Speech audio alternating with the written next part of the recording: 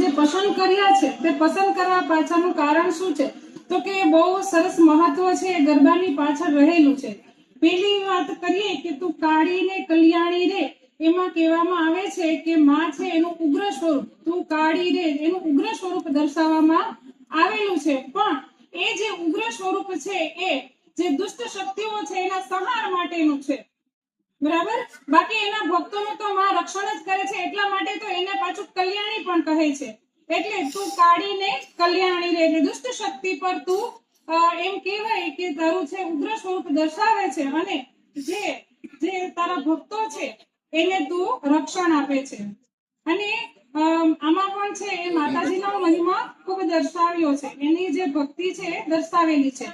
બીજો ગરબાની વાત કરીએ તો દૂધે રે ભરી તલાવડી રે, જેમ દૂધથી તળાવ ભરાઈ જાય એવી જ રીતના જે માની ભક્તિ કરે છે એના જીવનની અંદર સુખ, સમૃદ્ધિ અને શાંતિ છે એ ખૂબ સારી રીતના છે એ ભરાઈ જાય છે, એવું કહેવામાં આવે છે.